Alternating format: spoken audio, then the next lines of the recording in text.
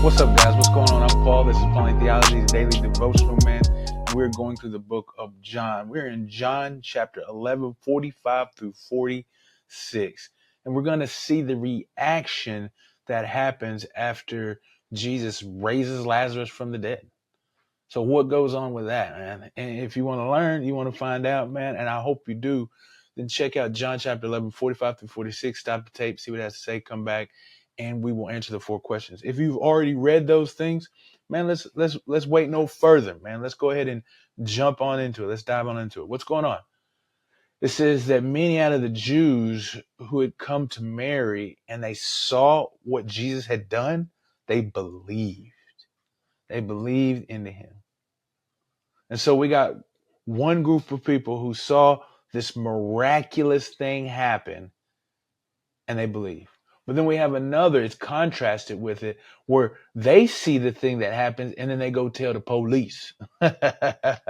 They go and they tell the Pharisees about what they saw and what Jesus has done.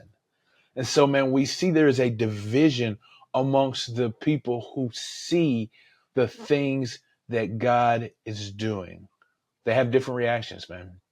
And so what is this scripture kind of saying about God is that God power, it divides, man.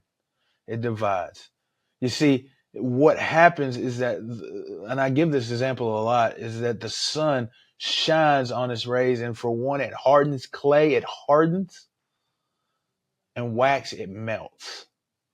So that moves me on to say what this says about man is that we must choose what we do with the evidence of God. Are we going to allow it to melt our hearts?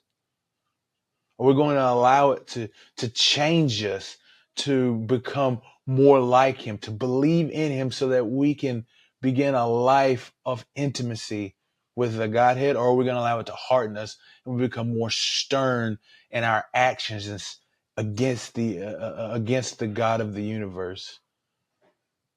That's the question, man, is we have to decide what we're going to do with this evidence of Christ as he begins to display himself and show himself into this world, because the power of God divides. So how can we apply these truths to our lives, man?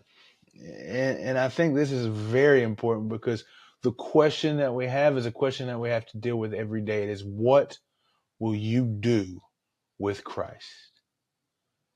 As you see him moving and doing things, evidences of his glory, as you see him showing who he is, manifesting himself in his miraculous ways to point you to who he is and why he's come, are you going to allow that to change the way that you live in relationship with him? Or are you going to stay in the same position of enmity?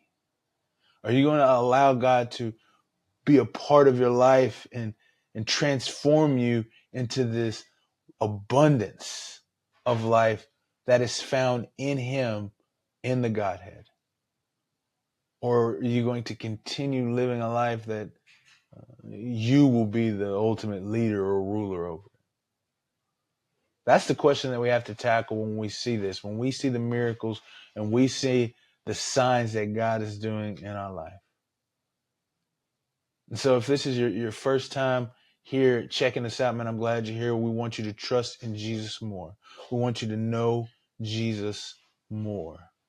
And as we study these things and we see who he is more, I hope that you would place your trust in him. And if you have been going through these with us already for a while and you have trusted in Jesus, man, the question still remains is, what will you do with him today? Will you begin to put more of your life in his hands, as he is the one who is sovereignly in control and knows best for us as he seeks his glory and our good? I appreciate you guys for listening, and I'll see you in the next episode.